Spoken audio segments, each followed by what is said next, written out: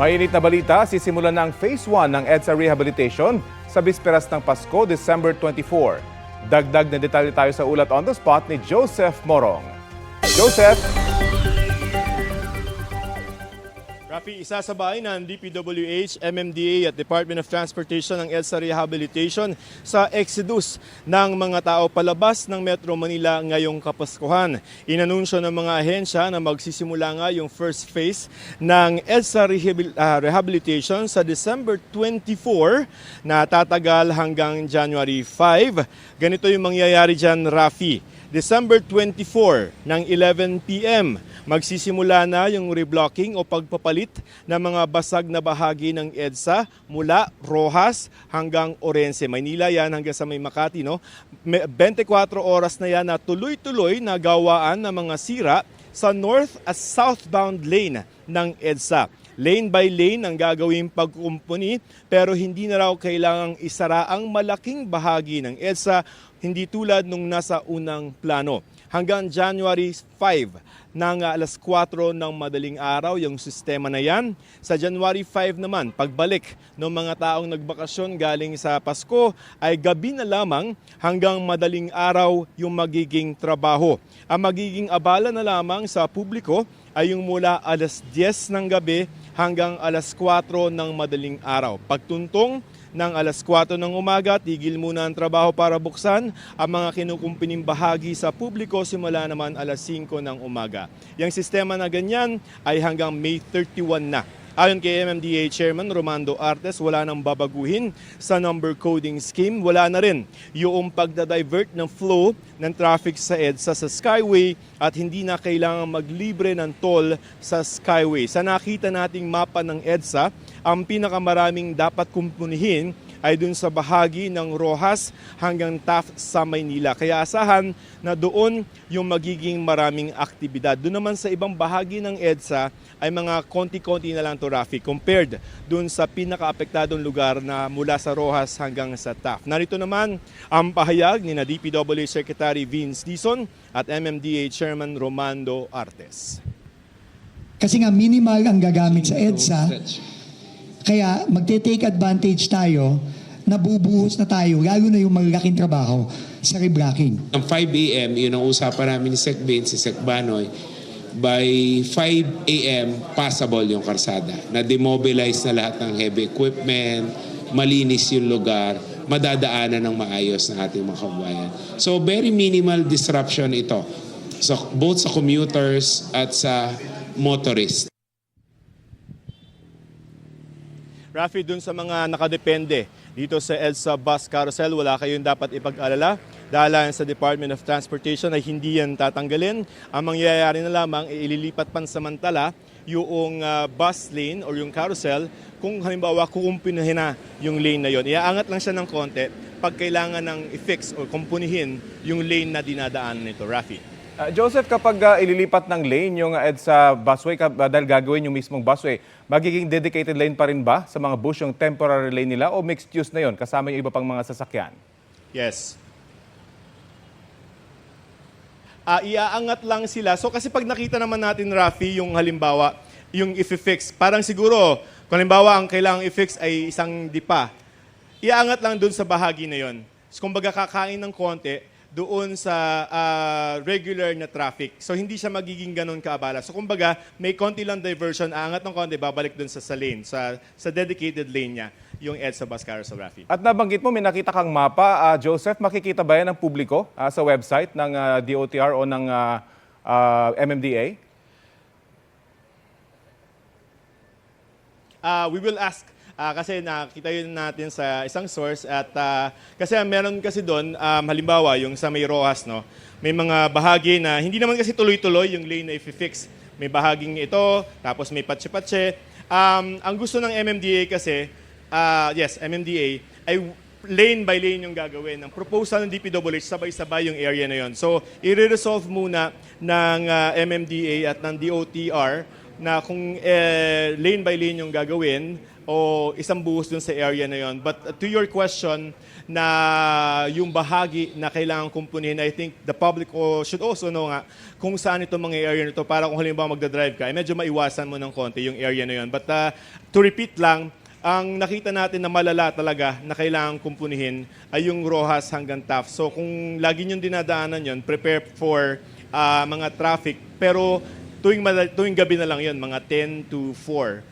Pag yung schedule na January 5 to May 31. Pero yung immediate na schedule, December 24 hanggang January 5, tuloy-tuloy yan. Pero hindi naman inaasahan ng MMDA yung malawakang, yung mga tinatawag nating Carmageddon. So, hindi naman siya buong 4 lanes ng EDSA ay isasara. Yun lang kailangang lane ay i-block or i-re-block ang isasaran, Rafi. Panghuli na lamang, Joseph, meron naman silang hinahanda na rerouting scheme kung sakaling nabanggit mo may isang lugar dyan na medyo marami yung sunod-sunod na kukumpunin, baka mag-traffic. Meron bang hinahandang traffic rerouting scheme? Ilalabas yan ng MMDA kasabay yung mga areas na kukumpunihin halimbawa sa certain dates para nga naman alam ng publiko yung kailangan na lang iwasan kung halimbawa magdadrive sila sa bahaging yan. So, ang kailangan lang mag-alala, I think, Rafi, from the map that I saw, ay yung sa may Roas at Taft. So, yung area na yon, yung medyo problematic as of now, no, Rafi? Okay, maraming salamat sa iyo, Joseph Morong.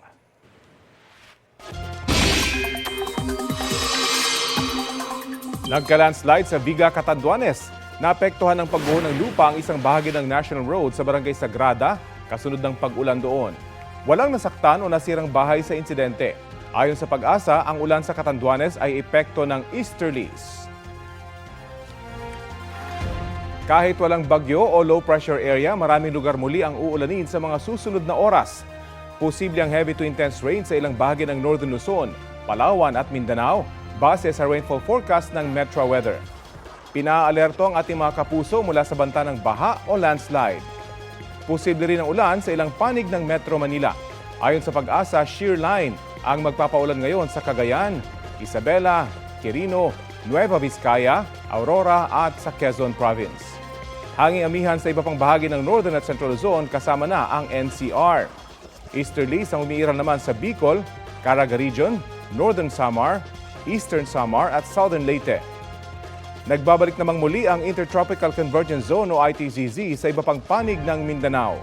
Ngayong Miyerkules, nakapagtala ang Pag-asa ng 15.8 degrees Celsius na minimum temperature sa City of Pines, Baguio, habang 23.5 degrees Celsius naman dito sa Quezon City. Ito ang GMA Regional TV News. Mainit na balita mula sa Luzon, hatid ng GMA Regional TV. Isang Egyptian national ang inireklamo ng pananakit na isang hairstylist sa Malolos, Bulacan. Chris, ano bang ginawa nung dayuhan? Rafi, nagalit daw ang dayuhan at sinampal ang hairstylist. Sa kuha ng CCTV, kita ang paglapit ng Egyptian national at paghablot niya sa hairstylist. Habang nakakbay, bahagyang pinitik ng dayuhan ang muka ng hairstylist. Bumalik sa upuan ng dayuhan pero ilang sandali lang, tumayo ulit at galit na binalikan ang hairstylist. Doon na niya hinawakan sa ulo at sinampal sa kanang pisngi ang hairstylist. Base sa investigasyon, nagalit ang dayuhan dahil ang gusto niya ay siya ang kausapin ng hairstylist tungkol sa gupit na gagawin sa kanyang misis. Desidido ang biktima na magsampa ng reklamo. Sinusubukan pang kunan ng pahayag ang dayuhan. Nahulog naman sa bangin ng isang delivery truck sa Gattaran, Cagayan. Galing sa Kawayan, Isabela ang truck na magdi-deliver sana ng mga produkto sa Apari nang madisgrasya sa Barangay San Carlos. Ayon sa Gattaran MDRRMO, posibleng nawalan ito ng preno sa detour na bahagi ng kalsada. Naging pahirapan ang pagsagip sa driver matapos maipit sa kanyang upuan at sa harapang bahagi ng truck. Agad siyang isinugod sa ospital pati na ang 4 niyang kasamahan. Wala pa silang pahayag. May nagla-livestream sa social media sa loob ng isang salon sa Nambahaw, Camiguin. Maya-may dumaan ang isang nakaputing lalaki hanggang undayan niya ng saksak ang isa sa mga nag-aayos sa isang customer. Nagtakbuhan palabas sa mga tao sa salon habang may isang pumigil sa suspect. Base sa investigasyon, matagal nang may alitan ang biktima na may-ari ng salon at ang live-in partner ng suspect. Nasa mabuting kalagayan na ang 33 anyos na may-ari ng salon. Ayon sa pulisya, umamin ang suspect na nakainom siya noong panahong yun. Mahaharap siya sa reklamong frustrated murder. Matapos ang halos isang linggo, naibalik na sa kanyang mga magulang ang batang tinangay ng isang street dweller sa Quezon City. Ayon sa pulisya, aminado ang suspect na ginamit niya sa pamamalimos ang kinuhang bata na natagpuan sa Navotas. Balitang hatid ni James Agustin. Mahigpit na yakap at halikang isinalubong ni Melvin nang muli niyang makapiling ang 1 taon at 7 buwang gulang niyang anak na si Kiana Jane.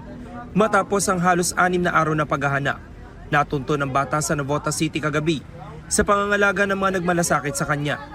Ang bata nakunan sa CCTV na tinangay ng kapwa nila street dweller sa convenience store sa Quezon City noong December 10. Napanood po ng father ko yung upload po ng GMA sa social media po. Then ginawa niya po yung contact number nung nakalagay po doon. Naawa po kami totally kasi po may kapatid po akong maliit. Binigyan po namin siya ng magandang matutulugan, magandang damit at napapakain po namin ng maayos. Bago pa manahanap ang bata, unang naaresto at nasampahan ng mga reklamo ang 20 anyos sa babaeng sospek na tumangay sa kanya. Sa imbestigasyon ng pulisya, lumalabas na nakarating ang sospek karga ang bata sa Caloocan City. Ayon pa sa pulisya, umamin sa kanila ang sospek na ginamit niya raw sa panlilimos ang bata. Napag-alaman po natin na ito nga pong bata ay iniwan nga raw po ng suspect natin sa isang convenience store sa bandang Sangandaan. Iniwan niya po sa isang babae na nandun po sa may convenience store. Nang tanungin ng sospek kung bakit niya tinangay ang bata. Naawa kasi ako sa kanya na eh. Lagi siyang papapaalam sa nanay. Hingi ko sa kaibigan ko. Ayon sa babaeng pinag-iwanan ng bata, tulog daw si Kiana Jane ang inihabinin sa kanya ng sospek. Sabi niya maliligo lang daw po siya. Tapos yun, tapos naghintay po ako ng ilang oras, di na po binalikan yung bata. Tapos may mga tao pong lumapit, sabi po na ay malsa kayo dito. Kasi bawal nga kasi nga hindi naman tambayan po yun. Inireport naman daw nila sa barangay na may iniwang bata sa lugar. Si Melvin at kanyang kinakasama, walang mapagsidla ng kasiyahan ngayong kasama na nila ulit si Kiana Jane. Sobrang saya ko kasi nakita po namin yung anak ko tapos ligtas po. Yun lang naman po yung pinagpapanalangin namin araw-araw, sir. Nagpapasalamat din sila sa lahat ng mga tumulong at nagmalasakit para mahanap ang kanilang nag-iisang anak. Napakalaking tulong po sa amin na naibalik sa amin ng ligtas yung kasi natanggal po lahat ng pagod, hirap, tsaka mga pagtitiis namin sa paghahanap sa anak ko. Para hindi na maulit ang pangyayari, makikituloy na sila sa kanilang kaanak sa Caloocan City. May ipapangako ko lang sa anak ko, sir, na hindi na mauulit yung nangyari na to kasi napakabata niya pa po para maranasan po, sir. Nagpaalala naman ng pulisya sa publiko para maiwasan ang ganitong insidente. Sa mga magulang, lalo na po kung may mga anak po kayo na mga maliliit pa po, huwag niyo pong paubaya sa ibang tao yung anak niyo po, lalo na kung bago niyo lang po nakilala. James Agustin, nagbabalita para sa GMA Integrated News. Patuloy naman ang paghahanap ng Philippine Coast Guard sa isang lalaking sumakay sa barko sa Batangas papuntang Katiklan, Aklan.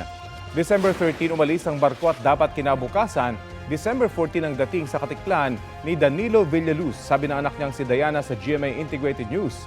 Mula Katiklan, pupunta sana si Danilo sa Bacolod City para bisitahin ang isa pang anak na naospital. Pero noong ding December 14, hindi na makontak ni Diana ang ama kahit sinabi ng ferry operator na nakarating sa Katiklan ang barko. Kinumpirma rin ng ferry operator na nakasakay sa barko si Danilo pero naiwan ang kanyang mga gamit at hindi tiyak kung nakababa ba siya. Nagsasagawa ng search operation sa dagat at himpapawid ang PCG sa rutang Batangas-Katiklan para mahanap si Danilo Villaluz.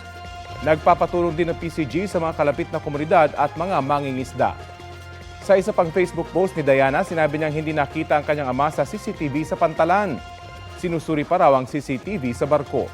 Para po sa impormasyon kaugnay sa kinaroroonan ni Danilo Villaluz, maaari pong kontakin ang cellphone number ni Diana at iba pa nilang kaanak.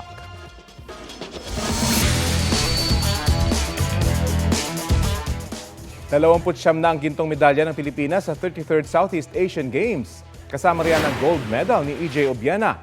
Muling nagkampiyon si EJ sa ika-4 na sunod-sunod na SEA Games sa men's pole vault. Nag-clear siya ngayon ng 5.70 meters na record breaker para sa dating record na 5.65 meters na siya rin nag-set noong 2023. Like looking for some fire there, like some motivation. And very happy he said there's no pole vaulter in the history of the Southeast Asian Games have won this 4 times. That was the goal, not the record. Bukod kay EJ, may gold medal din ang Pilipinas sa kickboxing mula kay Zaira Bonas sa women's 48 kg low kick event. Gold medalist din sina Christine Paraon at Joanny Delgado para sa women's double sculls ng rowing. May 168 medalya na ang Pilipinas sa SEA Games. Pang-anim pa rin ang bansa sa medal tally. May dagdag sahod para sa mga manggagawa sa private sector at mga kasambahay sa Mimaropa. Ayon sa National Wages and Productivity Commission, epektibo January 1, 2026, tataas sa 455 pesos ang daily minimum wage ng mga manggagawa sa private sector sa Mimaropa o Mindoro provinces, Marinduque, Romblon at Palawan. Mula po yan sa dating 430 pesos sa mga establishmento na may 10 o higit pa na manggagawa. Tataas naman ng 500 pesos ang buwan ng sahod ng mga kasambahay o domestic worker sa naturang rehiyon at magiging 7,000 pesos na. May aumento rin sa sahod sa Zamboanga Peninsula. 50 pesos ang itataas sa daily minimum wage na ibibigay sa dalawang tranche. Ang una ipatutupad sa January 1, 2026, magiging 439 pesos ang daily minimum wage sa non-agricultural establishments na may 10 manggagawa pataas. Magiging 426 pesos naman sa agriculture establishments at retail o service establishments na may 9 na manggagawa pababa. June 1, 2026 naman ibibigay ang second tranche. Magiging 464 na ang daily minimum wage sa non-agricultural establishments, habang 451 naman sa agriculture establishments at retail o service establishments.